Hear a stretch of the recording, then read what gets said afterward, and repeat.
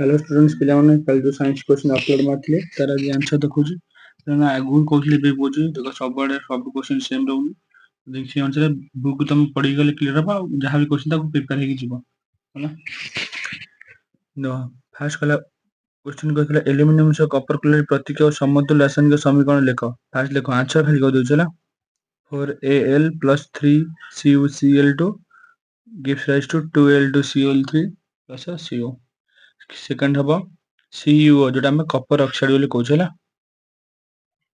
Third sodium hydroxide और लवणाम्ल मध्य घटित रासायनिक प्रतिक्रिया को केउ प्रतिक्रिया को जाय ना प्रशमनीकरण आईवी क्लोरो अल्काली प्रणाली रे केउ क्षार उत्पन्न हुए ना सोडियम हाइड्रोक्साइड जोटा NaOH कॉपर बाहर थिबा केउ उपादान सब प्रतिक्रिया करी संख्यारण रो सम्मुखीन हो जाए CO2 सोल्डर को कहीं विद्युत तार झलैया व्यवहार करा जाए एटा कम गणनांक थिबा जोगु वैद्युतिक शोधन रे काहाकु एनोड काहाकु कैथोड रूपे निया जाए ना अशुद्ध को एनोड शुद्ध को कैथोड बुझला पिलाने थारे कहले एबीसीडी लवण रो पीएच होची 13 10 3 5 हेले एमान मध्ये केउटी सबल अम्ल अटे ना सीटा हबो ना आईपी कहला धातव हाइड्रोजन कार्बोनेट अम्ल सह प्रतिक्रिया करी जेउ गैस उत्पन्न करे ना CO2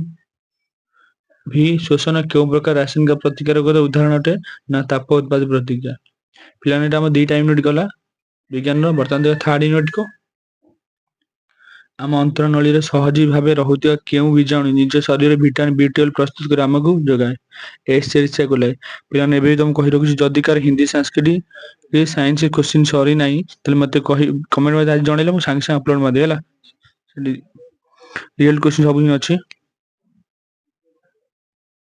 डबल केला स्टोमा रस रे छोट छोट चेप्टा थाली सदृश थाला को कोन को जाय ना ग्राना को जाय आईपी मनुष्य पाटे लाल रे केउ जेम थाय ना डायलिन आईपी कोशिश शोषण बेले ग्लूकोज जारण फल शक्ति निर्गत सब कोन सृष्टि ना CO2 plus H2O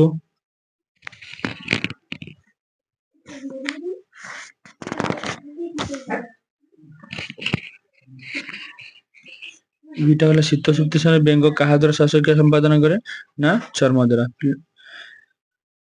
ivy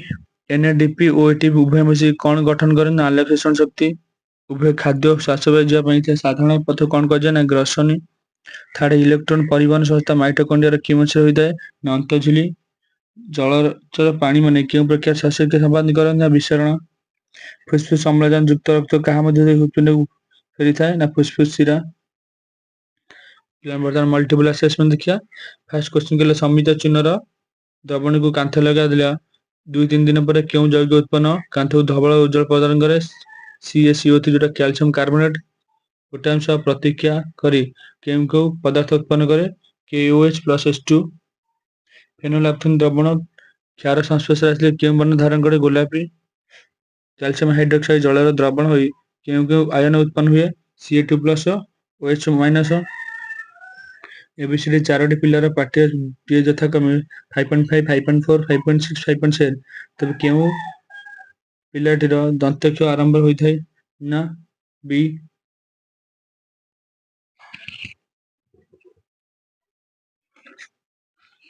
unit to देखा पिलाने धातुर तन्यता गुण को व्यवहार कर 0.1 ग्राम सोना प्राय केते किलोमीटर दैर्घ्य तार टणिबा ना 0.2 किलोमीटर गैलीलियम को बापुली पर रखिलता तरली जो या धातुटर केउ गुण ना कम गणनांक कौन सी धातु को नाइट्रिक एसिड से प्रतिक्रिया कले हाइड्रोजन गैस निर्गत हुए नहीं कहीं ना एटा सबल जार गला आईवी सिनाकार केउ धातु धातुपिंड ना Hg साधारणतः सल्फाइड धातुपिंड ऑक्साइड परिणत करे केउ प्रणाली साहाय्य नै जाय ना रोस्टिंग थाडे उद्भिदर मूलर पत्र पर्यंत जलर निरवचन धारा कोन कहबा ना औषधन स्रोत मानव हृदपिंड केउ प्रकोष्ठ प्राचीर मोटा अधिक थाए बामनील जोकलाल क्षरित केउ पदार्थ रक्त जमाट बांधियो दिए नै फेरुडिंग केउ प्राणी रो हृदपिंड रे अम्लजान युक्त अम्लजान विहीन रक्त मिश्रण घटे बेंग केउ जल जोगु जल शब्द जाइलेम भित्ति से लागि रहे संलग्न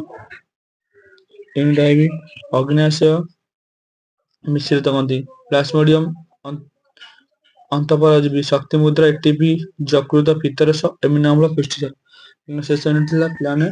ଭଲସେ ପ୍ରିପେୟାର ହେଇଯାଅ। ବୁକରେ ହିଁ ତମେ ସବୁ ଯାକ ଲାଇନ୍ ବାଇ ଲାଇନ୍ ପଢିଲେ ତମେ ସବୁ ଏ କୋଶ୍ଚିନ୍ ଆନ୍ସର ଯାଇପାରିବ ହେଲା। ଜୟ ଶ୍ରୀ ରାମ।